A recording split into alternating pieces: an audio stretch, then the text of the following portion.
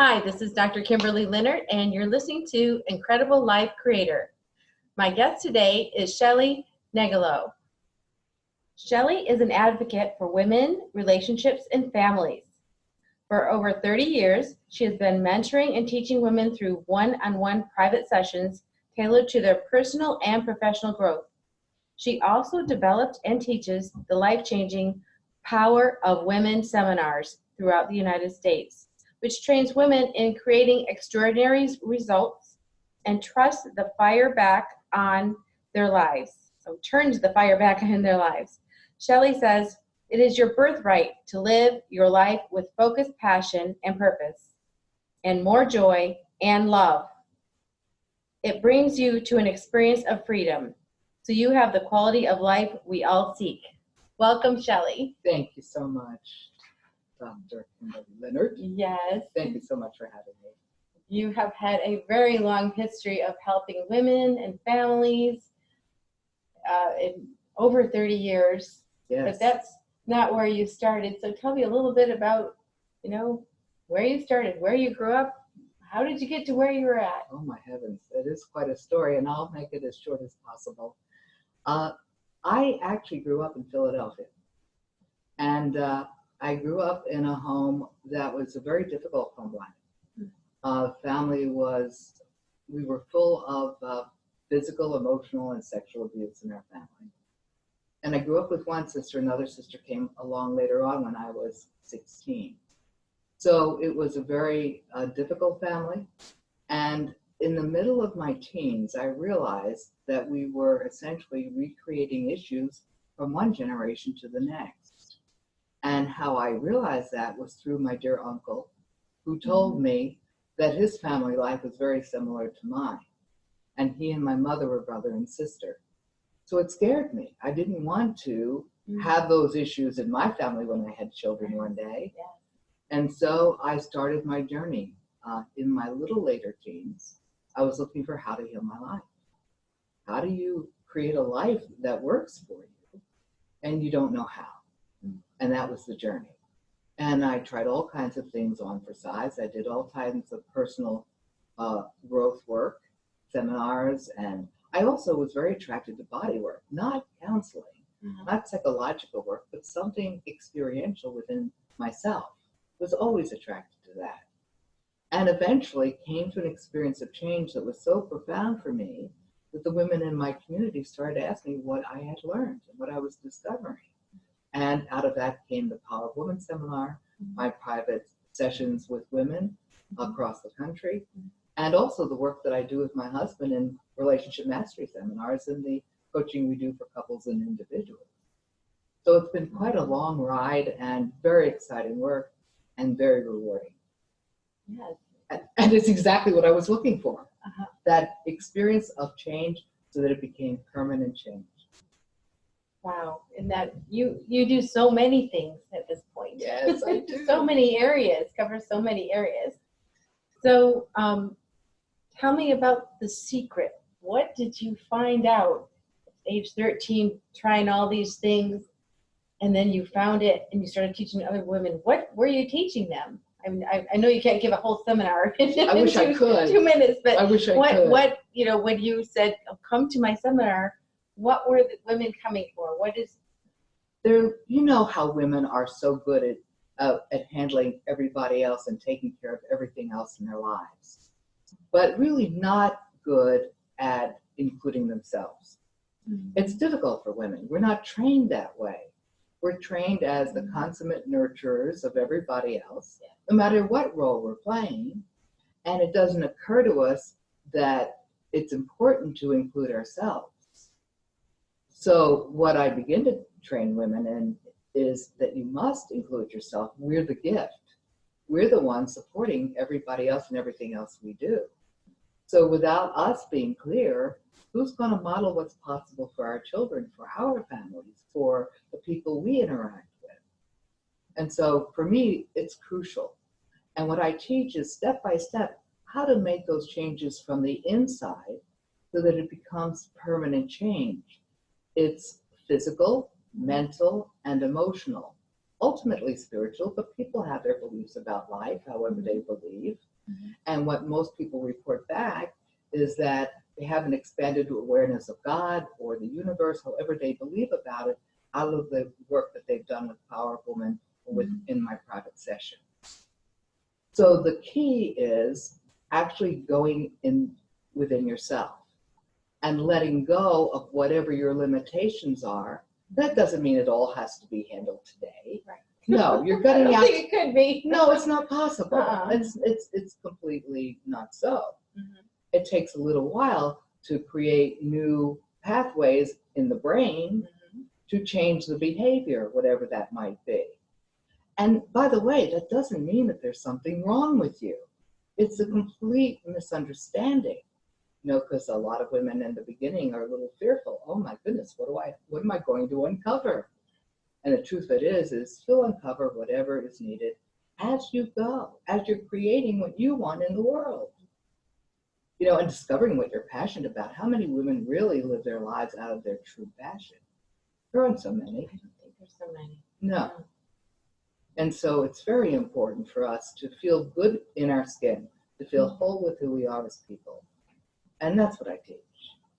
But it's a step-by-step method so that women can access it and use the experience and create the experience for themselves over and over again, so that again, it becomes permanent change. Like muscle memory, you know, it's memory within your system of who you are.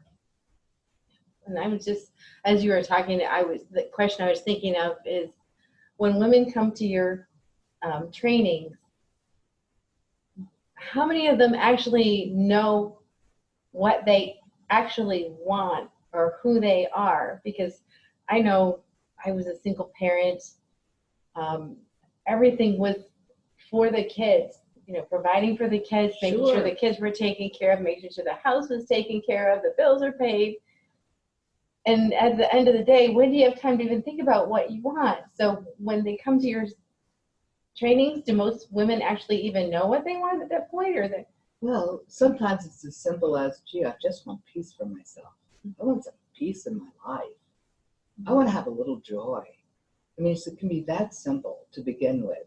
Because as they go through the weekend, for instance, for Power of Woman, or they do my coaching, it will evolve over time. It'll become more and more clear, and they'll become very masterful at the experience. By the time they're done with Power of Woman, they have a very profound connection with themselves. And then using it in the world, because that's the critical piece, is using it in the world to create the results you want.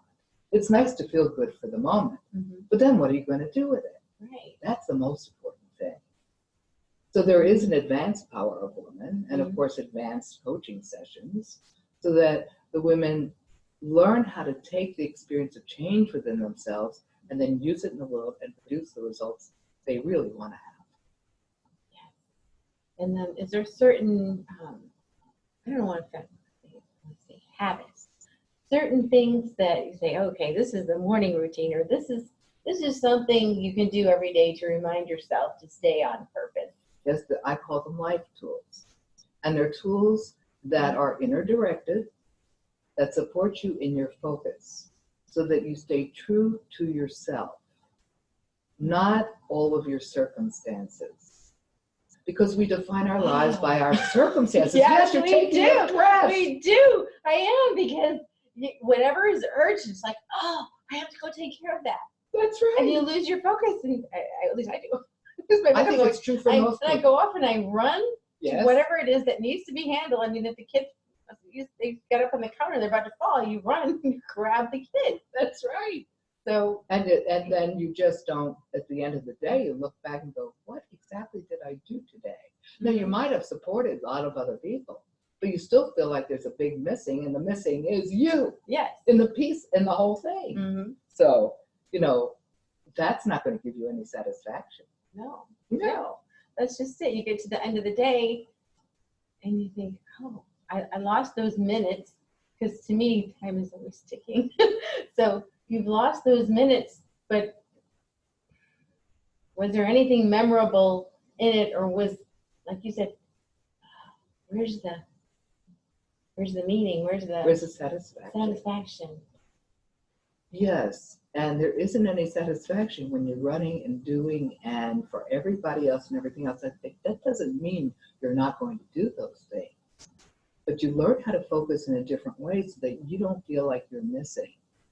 And there's also a slowing down, because when we're rushed all the time, we don't feel connected inside with ourselves.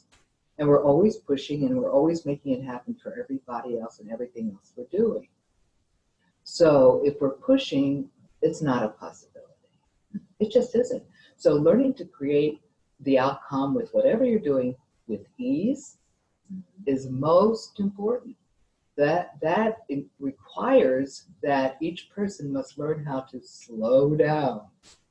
And it's a slow down inside, because that's foreign to how we live our lives. Yes, as you're saying that, there's a piece of me fighting and saying, I can't slow down. I can't slow down. I'm going as fast as I can, and I'm not getting things done. Exactly.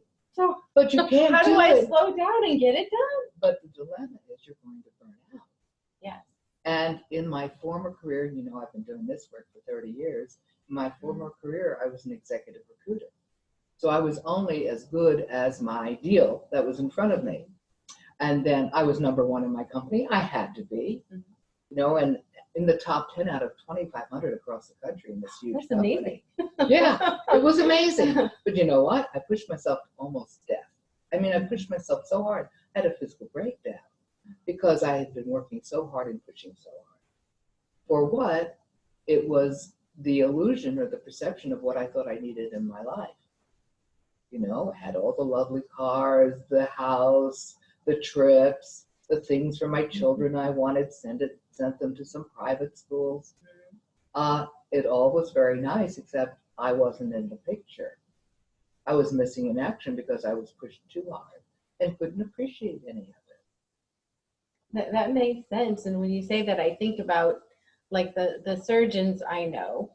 Oh, yes. I'm an optometrist, but we work a lot with you know, surgeons who do eye surgery, and many of them are the best at what they do. They're making amazing amount of money, and they send their wife and kids on vacation, and they're still home working. They're not enjoying life. That's right. And I don't know about anybody else, but I don't want to live like that. No. And it comes a point where your body can't take it anymore, which I learned, of course, at a pretty young age. But some people don't get it until they're much older, if they ever get it. And so learning, like we're committed to going to the gym to exercise. We must be committed to exercise those muscles that are already there. You already are who you are. Yeah. But learning to use it so that you're effective in the world and not giving yourself up and having the quality of life you really want to have. I think that's most important. I do.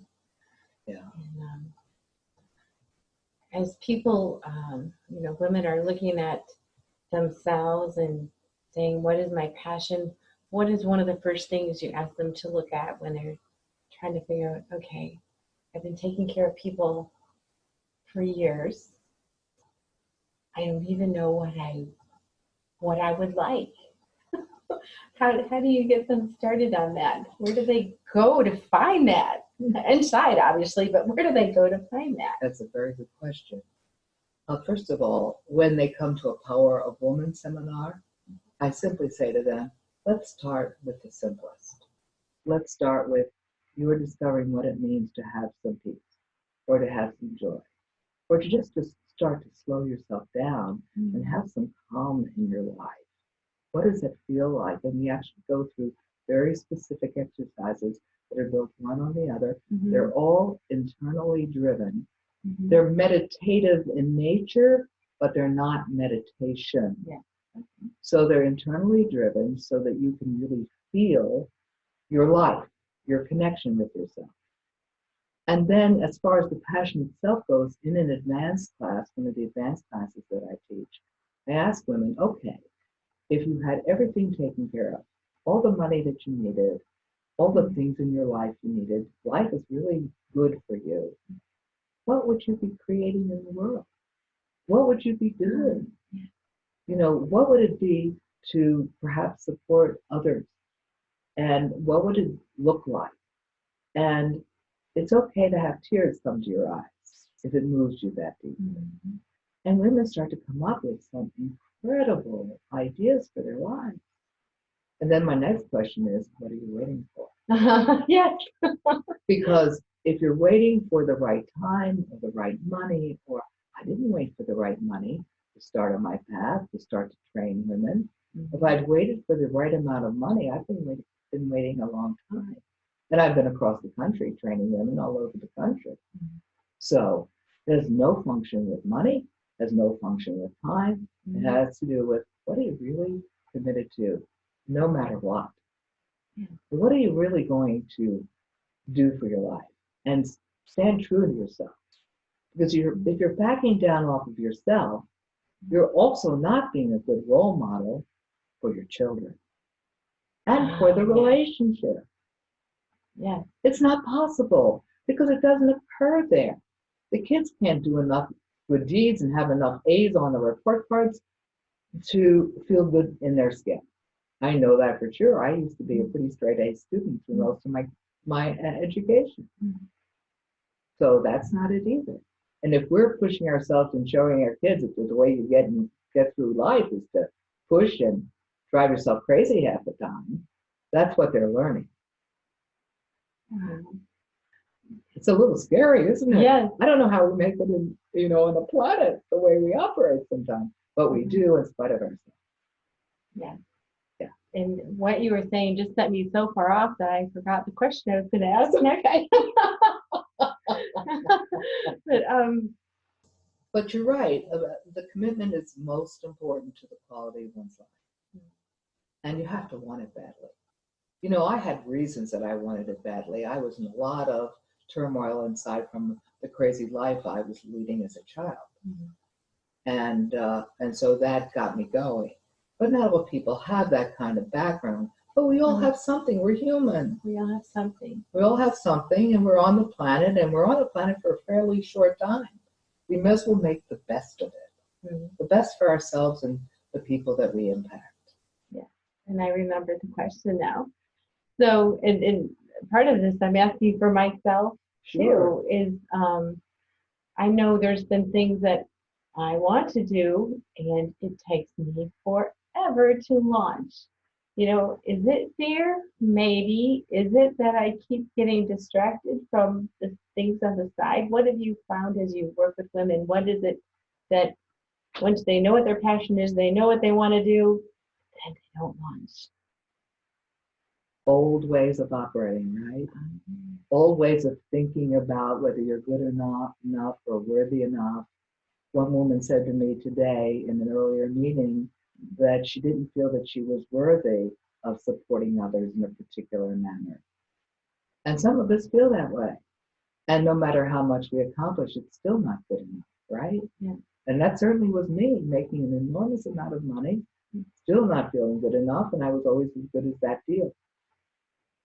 It doesn't make sense when you look at it on the outside. So releasing the perceptions of life is very, very important. Mm-hmm. We all have it rigged in a particular way. Mm-hmm. You know, everyone's a little different. But really, we are set up internally very similarly as much as we want to be different from others. How we react to things is the same, really. Yes. So it can be taught in a similar manner. Now, everybody will respond a little differently, and their issues might be a little different, but we're really the same in many, many ways. Makes sense. So actually, I would have to do something different to change my mindset or the automation of my reaction or what I do every day. So exactly. If I eat dinner at 6 o'clock every day, if I want to change something or make something else happen, I have to maybe change the time or change what I ate, or I have to change something. But you're looking at the external versus what you do for something internally. Okay. And when you're working with the internal, it takes a little while for those neurological pathways to change so that it becomes permanent. But as you practice, you will experience the changes, for sure, in fact, very rapidly. Now, over time, it'll become just like you're moving your arm. In the beginning, it seems a little foreign simply because you're focusing a little differently. But it's not difficult. There is some rigorousness simply because we're not used to it.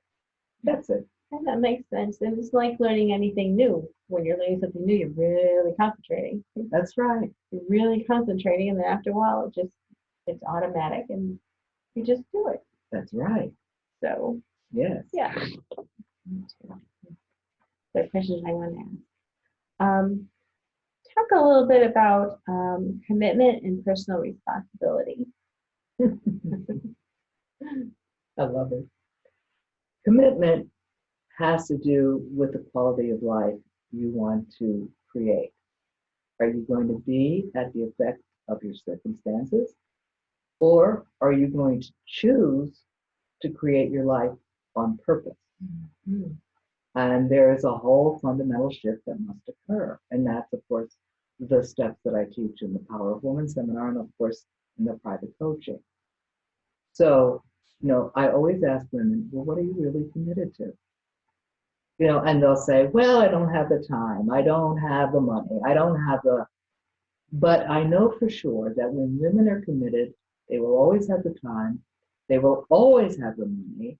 And they will make sure that they learn how to put themselves first. And that sounds like that's almost a sin to women.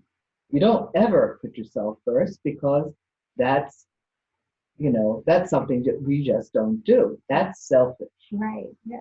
But don't you have to include yourself in order to have a successful life? It's your life after all. Who's going to do it? Only you. Yeah. Exactly. Yeah. And I've heard it said that you need to love yourself first and then love everyone else, because you can't love anyone else if you don't love you. Yes. Here's the dilemma with this, because it sounds like there's something to do to love yourself. The truth of it is that we're already hardwired in unconditional love. But what happens is life occurs, and the experience of that unconditional love gets covered over with the stuff we hold on to. So we already are unconditional love, hardwired in our bodies, in our vibration, in our experience, and everything and who we are. But then we forget. It's easy to forget when we're put up in life, right? Yeah, that makes sense. That everybody having their own filters and experiences. Everybody has their own filters and experiences and judgments about whatever they judge. We all have our judgments. Yes. Yeah. Yes. And talk a little bit more about getting clear about who you are.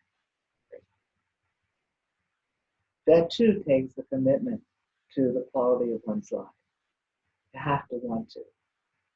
Because if you don't want to, it's not going to work. You can go to as many classes as you think you need to. And I know a lot of women over the years that I've met that were seminar junkies, that were junkies for healing using different modalities. But at the end of the day, they still didn't feel good with themselves because they really weren't committed. It had them feel good because it kept them busy, but they didn't really have an experience within themselves of that connection. And so don't we all try to go on that journey for looking for something outside of ourselves? Yeah. And the truth of it is, it's inside all that time. Yeah. So we lock the feeling of it from ourselves just by looking outside of ourselves. So discovering who you are begins with, again, your commitment to the quality of your life.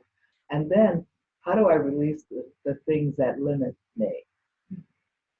The dilemma is you don't have to go and clear all those things up before you go on with living the life and the quality of life you want to lead.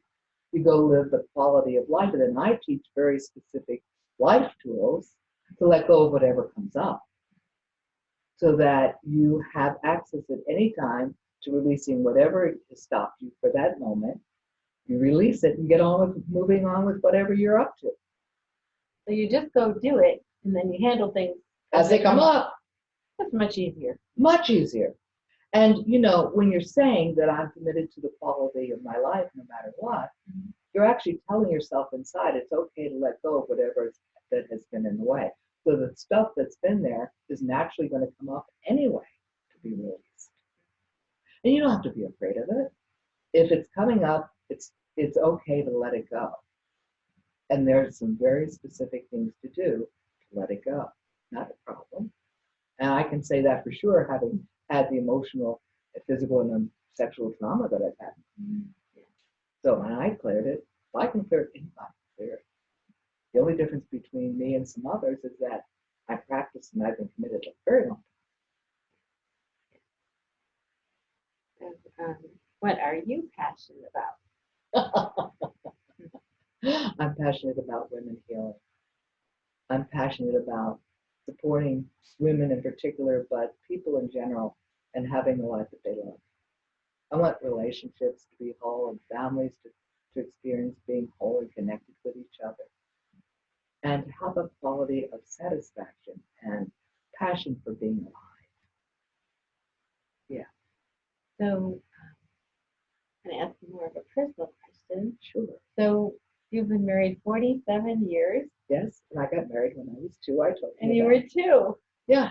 So, would you share how you met your husband and just a little bit of your journey of how you got to this pinnacle point where you can teach other people what to do? Because there's so many divorces and people are in and out of relationships, and you know, if it doesn't suit them, they're just gone. And yeah, they just throw away. Yeah. So tell me a little bit about how did you meet? How did you make it through this long? Well, first of all, we're true partners. I think I mentioned that to you privately. And we discovered how to create a true partnership because neither of us came up in families that had that kind of relationship. Now, I was the one that had the most dilemma growing up. My husband had some as well, but not nearly what I did. And I had a commitment a long time ago that I was going to find someone that I loved deeply and vice versa. I did have that commitment. Now, when Tom and I met, we met on a blind date. Blind date. And as soon as he saw me, he knew he wanted to marry me. It was instantaneous for him. And the following weekend, because we commuted, he was in New York and I was in Philadelphia. So we were coming back and forth to see each other. And that second weekend, I think I came to New York, he said that he wanted to marry me, and I almost fell over. Thought he was out of his mind. Yes. It took me a little while to realize I was deeply in love with him. And I actually, if I had looked at it, I would have seen the signs from the very beginning, but I hadn't seen it at the time. I was caught up in my pictures of what I thought relationships should, would, could be, who knows what it was. Happily ever after was a big part of my life, Walt Disney years, you know? Yes. It was fun for a little while, but then it caused me a lot of problems. Because about 2 or 3 years into the marriage, and I was deeply in love with him from the very beginning, I kicked him off his horse. He was kind of bloody, being dragged by the horse, oh, no. you know, in the streets. And I think a lot of us do that. And he's still stuck with you? He didn't leave or run off or escape. So 15 years into marriage, and I thought I was a very enlightened person at that point. I'd been doing all this personal development work, and the marriage was failing. And I was at the top of my career at the time as an executive recruiter, and I thought Tom was the problem. Tom wasn't the problem. He had whatever issues he had, but I was the one projecting into the relationship things I'd never cleared with myself. Things from my childhood that I thought were cleared. Well, I just had put them in a nice, neat package and put them to the side and hadn't noticed it. So when I woke up out of that dream, out of that perception, I said, well, if I made that mess, that I can unmake it and do something about it. And so we said we were going to stay in the marriage and work it out somehow, not knowing what we were going to do. And we tripped and fell quite a bit for the next few years. But we came through this incredible experience of change, which I started to experience. Tom was watching me and he started to jump in too. And of course, as you know, he developed his work with men and the relationship work we do and so on. And we stayed in it. And then the women started asking us, what do you have for a relationship? Mm. We said, well, let's see, how do we recreate this relationship and how do we create a true partnership? And we broke it down step by step by step. And that's exactly what we teach to the others. So you kind of reverse engineered what you had done so that you could teach it. Yes, broke it apart. And it worked brilliantly, actually. So when people come to your relationship seminars, I bet you get the gamut. So there's some that are probably already doing well, but they want to do better, and there's probably some that want to kill each other. Yes, in fact, we've had some like that. Sometimes the women drag the men in, and the men are sitting there going like this, like, show me. Yes, I refuse to change. It's pretty fun. Yeah. But, I've had people like that, and they've completely changed their lives, and they live incredible lives. So for me, it's again coming back to what are you committed to? Do you want to be right about who you are in your life and your relationship, or do you want to really have something extraordinary? Some quality of life that perhaps you've not been able to get to, or perhaps you want to expand on, as you said. Some people simply want to expand and have an even deeper connection and commitment with one another. And it doesn't have to be a heterosexual relationship. We've had plenty of gay people that come to our center. Mm-hmm. It's the same. It doesn't make any difference what the sexual orientation is, really. Yeah, people are people. Probably any relationship. That's Even right. Your mom, your sister, your brother. Oh, yes, for sure. And we work on that. And we work on that in the advanced class in Power of Woman. We clear all those relationships. And even in Power of Woman, we clear all of our sexual relationships. Because the women very often will say to me, well, same man, different face. I keep having the same problem in the next relationship and the next relationship. And I said, well, when you come to Power of Woman, we'll clear all of that history that you've had with all those people. Whether it's one person or 1,000 makes no difference. Because there's a disconnect inside. And then you unconsciously recreate the relationship with another person over and over again. Because it hasn't been cleared out. Right. Who wants to have that same relationship over and over that wasn't working? But the women don't know any different. Mm-hmm. They try. They think, oh, I got this new person. He's not doing this. He's not doing that. Right. And all of a sudden, they're paying for everything, and the man isn't doing anything. Yes. Or whatever the issue. Yes. Somehow it still comes out the same. Different face. Different same man, habits, different face. Same, same man, different face. It's frustrating. I'm glad that you're helping women with this. We're laughing about it, and we can laugh about it. Mm-hmm. But for some people, and of course, there's going to be some pain there. But you got to let it go in order to create the new outcome, right? Exactly. Why would you hold on to it?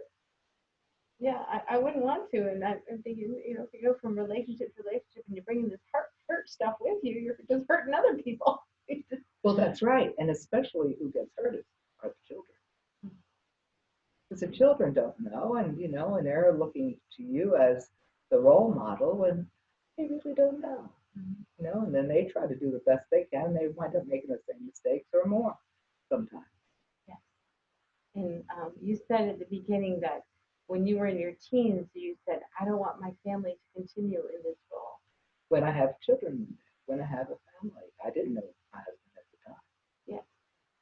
So what if there are people who, let's say they've raised their children, maybe their kids are 20s or 30s or more, and they had patterns, they demonstrated patterns that they really wish they hadn't demonstrated. How do they go back and heal that? Because they don't want their grandchildren to go through that, their great-grandchildren. It's not a problem. It sounds like it's a problem, but it really isn't. The most important thing is for each person to be whole with themselves. And you're demonstrating that wherever you are, with your children, with your husband, or partner, whomever it might be. You're demonstrating it with the children, even or the grandchildren, even if they don't know about all that history. They're seeing the love, they're seeing how you're joyful, having a life that works for you. All our children really want for us is to be happy. That's really all they want. They don't know about the rest.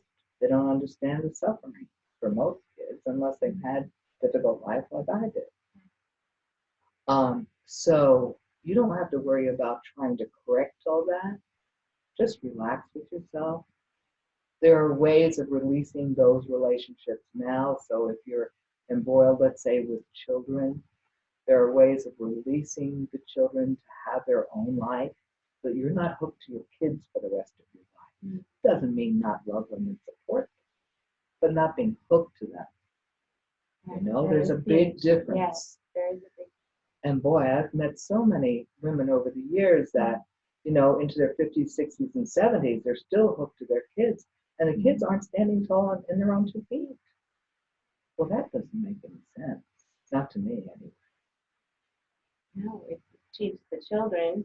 Yes, it cheats the children. And the parents of having their time to just to create a life that they love. That's right. Yeah. So you don't really have to worry about all that. It sounds like it's a burden, but it's not. It's not. And as you speak, I'm thinking about, I have a granddaughter that's 10 months old. And that's great. I interact with her so differently than I interacted with my own kids. Sure. Well, first of all, everything's more relaxed. Yes. But it's just a lot more letting go and allowing and just enjoying her. Whereas a parent, it seems like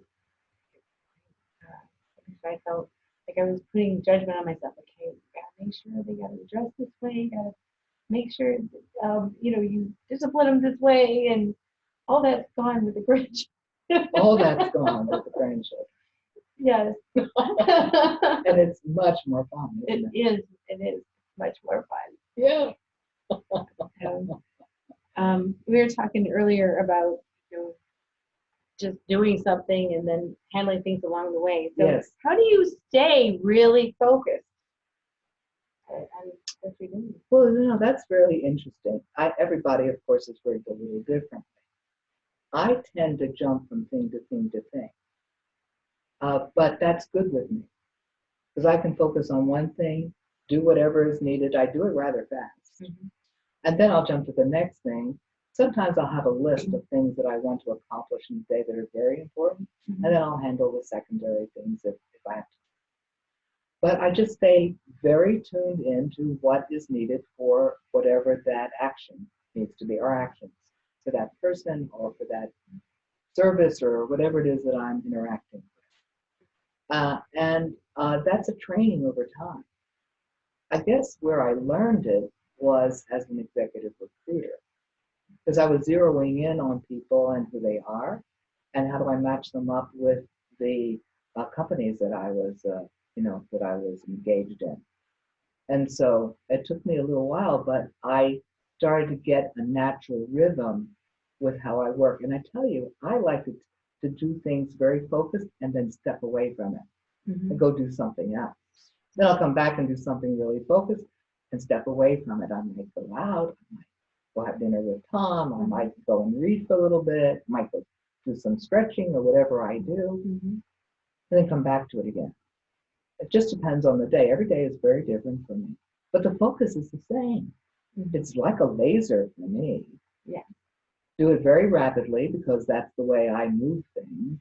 But some people aren't that way. You have to discover what's your rhythm, but do it without the push. And that is a practice. How do you do it without the push? What is she even talking about? One of the things I will tell the audience today that we can leave them with is something quite simple. It's simply slowing down by breathing. Most of us hold on to our breath. Now, everyone who's done yoga or meditation, they have some form of breathing that they do. This is different than that. It's simply based on bringing as much oxygen into the body as you can. And it's simply this. You breathe into your mouth and you exhale through your mouth, and you connect one breath to the other. So the breaths are always connected, and you do them very, very slowly. So I'm going to just demonstrate for a moment so the audience can get this. It sounds and it looks like this.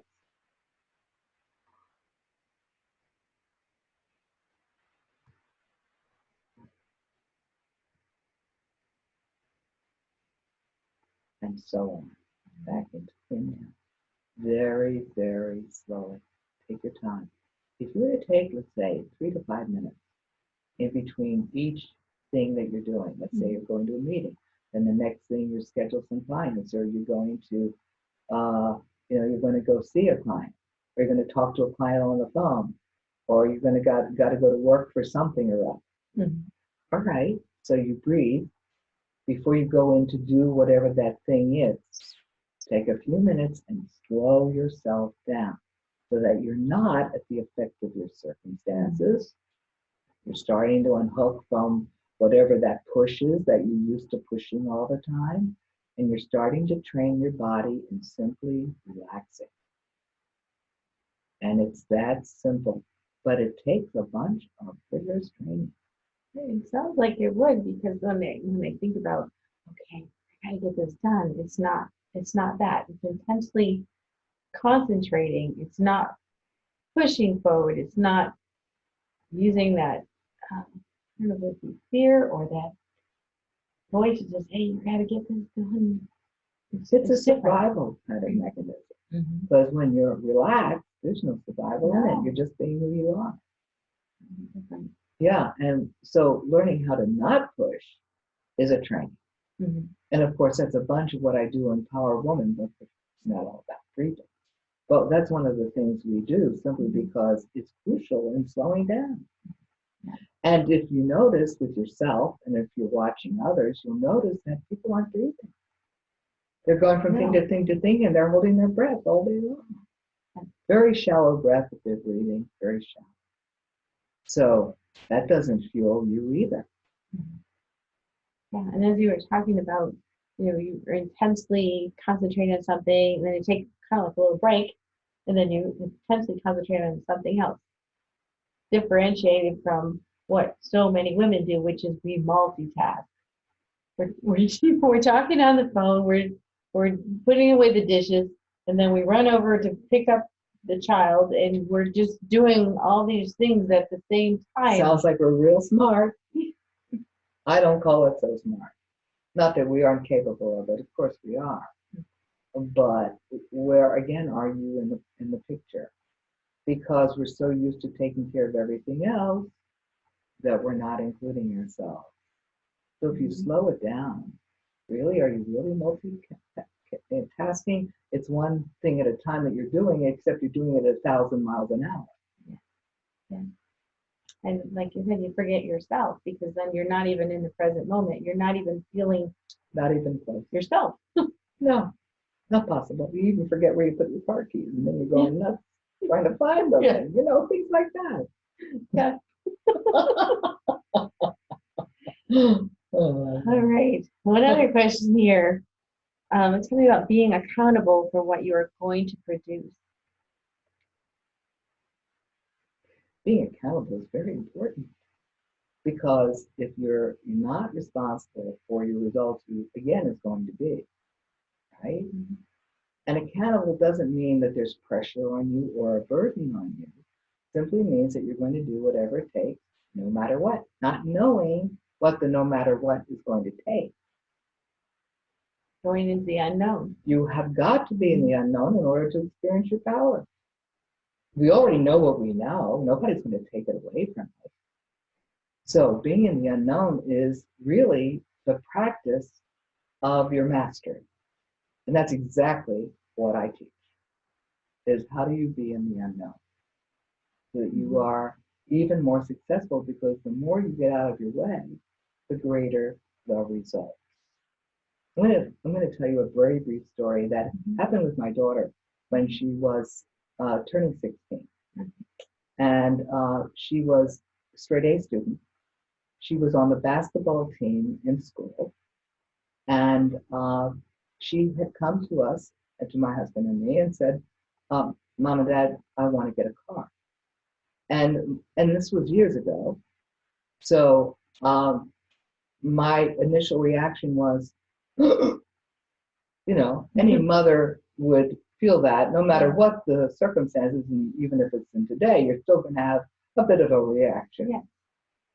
And back then, it still wasn't prevalent for the children to be having cars at age 16. So we had just moved outside of the school area where she was taking the bus. And so that's why she was asking for the car. So how are we going to get back and forth? And we used our business address locally so we could still have her be at the same school. But then we were having trouble because now we are on the road quite a bit with our work.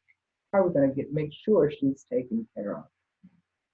So my husband and I talked about, okay, well, we're going to support her in having the car. So I went back to her and I said, okay, honey. Dad and I said, okay, you have a car. What are you going to do about it? Because in this day and age, we all think we have to buy our children a car or cars. Yeah. But that's not what we said. What are you going to do about it? Well, Mom, I'm going to go get myself a summer job. I'm going to put the money together. And then by the fall, I'm going to have a car. I'll be driving it to school. I said, okay, let us know what you need. Mm-hmm. And she got a job at the local Kroger. Mm-hmm. She put away about $2,000. And my son, in the meantime, who was very doubting at that time of his life, he said, oh, sure, she's going to buy a hubcap with that. And we were laughing to ourselves, so sure. Mm-hmm. But I know my daughter. Mm-hmm. So she saved her money. She did work at the Kroger. She made a lot of money because she made a lot of money in tips taking groceries out to the car. Mm-hmm. And so the time came, and she started looking for cars with her father. Okay, so she's looking at cars, she's trying cars on for size, she's trying used cars. Nothing is working for her. And after a couple of times, and I went with her one time, and I finally said to her, okay, what is it you want to have?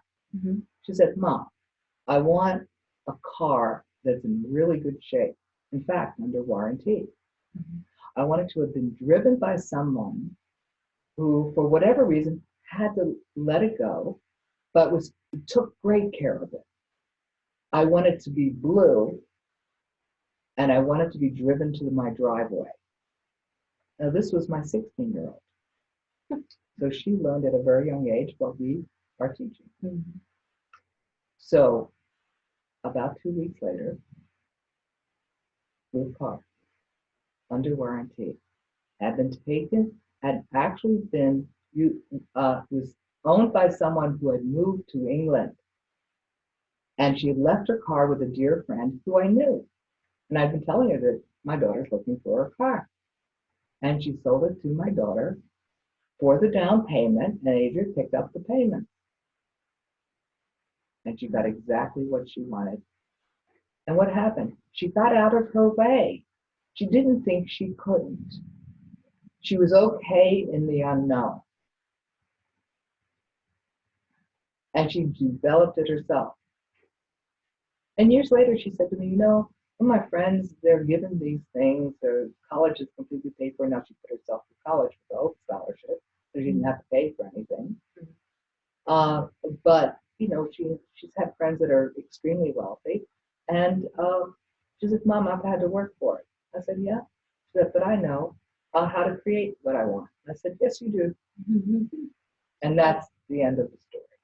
And the most important part of the story. That is important, and that is amazing that at 16 years old she had that much clarity. Yes, and she's always looked at life that way. Yeah. What is she doing now? She's an account manager for major clients, multi-million-dollar clients, and she manages the various sales for, I don't know the exact product that she sells, but she sells into major companies. Right? Yeah. So, Shelly, what has given you the most joy and fulfillment in your life? It's really supporting the women and being all that they can be in the world. I still get Facebook messages and calls from people from time to time.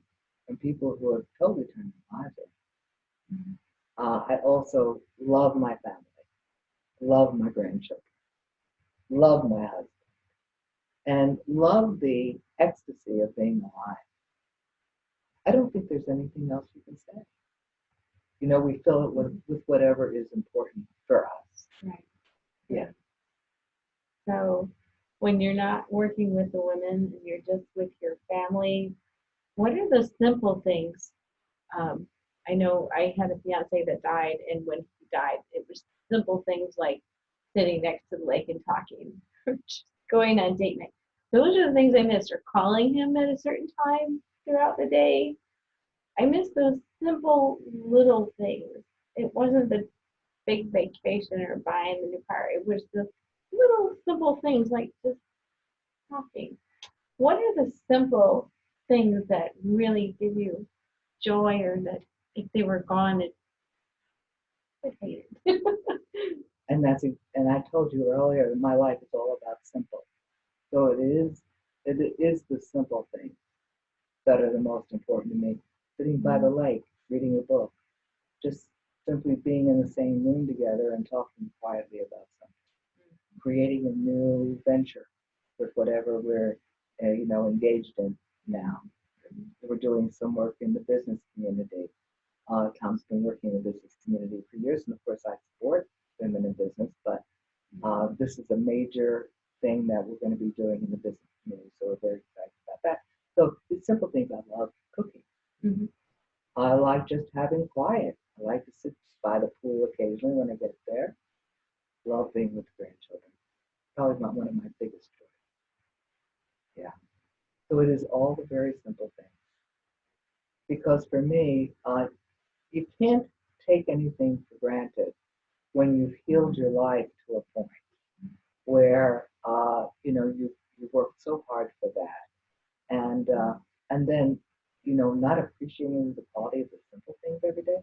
That's the most important thing. That's what we live our life with, not just going on the trip, as you say, because that's just a fleeting moment. Mm-hmm. That's fun, but it's not every day. Every day, having that person, Tom in your case, next to you. That's right. And there for you, and vice versa. That's mm-hmm. right. It's mm-hmm. two ways. Yeah. So share with me what you're doing now. Do you have any new events coming up, or? Well, yes, actually. Tom and I are teaching the Mastery of Conscious Self, which is a 6-day incredible course. It's a Power of Creating course that will change how we live our lives forever. And it's going to be in Manassas, Virginia, September the 30th to October the 5th. Mm-hmm. And there is still room available for people who would like to sign up for that. I do have information if they like to go to the website, which is mastery-cs.com, and we'll give all the information. The other thing is that there will be a Power of Woman seminar scheduled probably mid to later in the fall. And that's a Friday night, Saturday, and Sunday. So that will be scheduled very shortly within the next 2 weeks. And then, you said Tom works alongside of you, and he works with you in the relationship, but I know that he also does another special type of healing. Would you like to share that? Because you were sharing it with me, and I thought, there's no way I can explain it to someone else. So can you share with me what it is he does and the miraculous results he's getting with it? Oh, the miraculous results. The technique is called cellular energy releasing. He developed it over 30 years ago. He's taken care of thousands of clients literally all over the country. And people find it. We don't do any major advertising. We don't. People tell other people. What this is a technique where you lay down on a massage table like you're going for a massage. Mm-hmm. Except what Tom does is he actually can feel the place or places where you're holding whatever you're holding on to. He can see, in many cases, the life history of whatever it is that has created that holding in the body. Uh, and it feels like a deep to moderate pressure point kind of work. So as that energy is released or that experience, and I'm pushing like this on myself, but it feels like a deep to moderate pressure point, but it's work, but it's not based on meridian lines. It's based on simply however you hold on to whatever you hold on to. And like our thumbprint, it's unique to us. So he clears those automatic reactions that we have in the body, those old ways of operating. He literally clears them out of the system, and you are creating new neurological pathways as you have your session. And I say sessions because it happens over time, although people will have immediate results. They'll start to feel more alive, more open. There was a woman years ago who was a massage therapist who came to us who had very difficult time standing upright because her spine had been fused in a number of different spots. She had terrible scoliosis as a child, and it was awful. This is a massage therapist who was standing practically perpendicular to the floor. So when Tom was finished, well, he wasn't finished with her at that point, but about 9 months into seeing her about every 6 weeks or so, she was standing almost straight. And she was developing new musculature and everything, and actually having a quality of life. It's extraordinary. Yeah. He called her the poster child of his work. But people who've had emotional problems, like me with the sexual abuse that I had, it's been cleared out of my system. I don't have it anymore. I don't have the reactions, all that past history. It just isn't there. And I've had many people who've had all kinds of emotional trauma, physical trauma, sexual abuse, and they cleared it out of their system. And they're freed up. They're free in their skin to have the quality of life they really want. And as you're telling me that, I'm thinking about, so many times we're just working on the brain, the mind. We think everything has to be cleared out of the mind. It's actually not so. Yes. If you think about it, you totally bypass the mind with that. Touching on the body, you're using the body. The body will handle the thinking, the emotion, the whole thing when you get to the source of how it's held in the body. We're physical first. And then we've created all these systems to become, to be human beings. So we have trained ourselves in our thinking and what our mind is all about. But really, it's only a little teeny tiny part of who we are as human beings. And you sure do get that when you're working in the body the way cellular energy releasing works. And when you come to Tom, you change forever. It's extraordinary to watch the changes. Yeah. So that is wonderful. So, and it's the foundation for much of what I teach because I've gone through those deep changes myself. Yes. Now I'm not doing, I'm not having people lay on a massage table, but I have the experience of change within myself. And so that's what I'm teaching. And as I was thinking about what you do, what Tom does, I thought, boy, if you come to your seminars, you get 2 for 1. That's funny. You get all the wisdom from Shelley and from your combined wisdom and all his wisdom as a healer. What a deal. What a deal. But more importantly, and I guess I would want to leave the audience with this, is what are you going to create? Quality of your life is so important. And you're the only one who can say so. You can't live your life for your mother or your father or for your siblings or for your husband or your partner in life. You can't. You have to live it for yourself. You're the only one that can grant you that gift. After all, it's yours. So I say claim it. Strut your stuff, have the quality of life you say you want to have and live it fully without any reservation. Thank you so much, Shelley, for being on my show. And thank you for what you're contributing to women, but just all people, like your relationship seminars, the work you did on yourself that now you can share with other people. And just thank you so much, and good luck on your journey as you continue on. Thank you so much, Dr. Linert, and thank you so much for what you're doing for the women to let them know what's possible for their life. Thank you. We'll talk to you again soon. Absolutely.